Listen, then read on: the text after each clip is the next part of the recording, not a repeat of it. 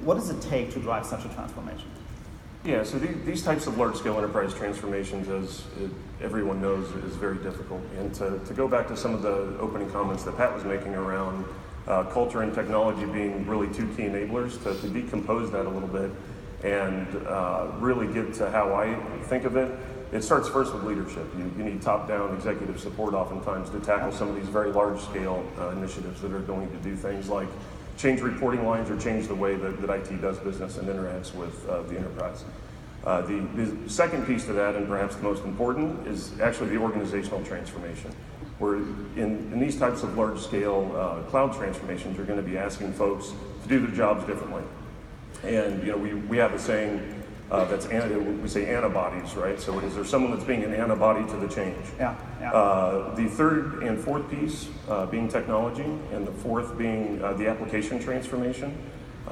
It's nice to build a on-prem solution or have infrastructure workloads hosted at Amazon, but if your applications are not ready for that, that can be perhaps the most uphill battle because you are dealing with business requirements, budgets, all these kinds of realities. It's all about the app at the end, no? Absolutely. No question. So I asked Motti earlier the same question. If you think about clouds, do you think about one cloud, or multiple clouds, about hybrid clouds? What's your strategy? Yeah, from our perspective, and to really zero in on the promise of a borderless data center, we do firmly believe that it isn't one size fits all or one solution fits all.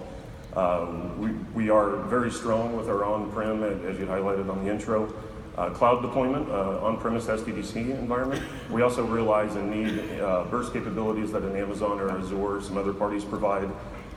In certain industries, finance, pharmaceutical, healthcare, those kinds of things, there are regulatory requirements, that will require things to be hosted in certain locations. So I do firmly believe that it is going to be a many-to-many situation, and not so much only on-prem or only public cloud hosted.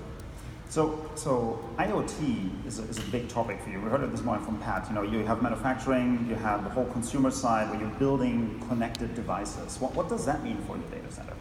Yeah, so the IoT topic is, it's obviously been around a number of years here, and there's some early consumer products like Nest thermostats and things like that, but it's really starting to pick up speed in the enterprise space, and in the enterprise space, that's going to mean a couple of things. You're going to have businesses that will want to sell and service product to a consumer, so consumer-enabled IoT devices.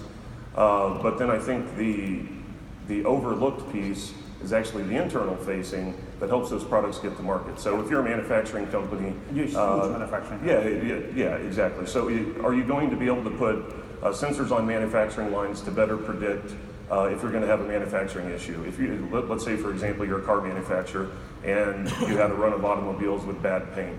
Well, if you have the proper sensors, was humidity off that day? Was there some kind of issue? And that's really how I believe the use cases will split in half. So we decided to jump on the bandwagon of IoT as well, and the connected car apparently so 2015. So we went one step further, and we built the first connected unicycle.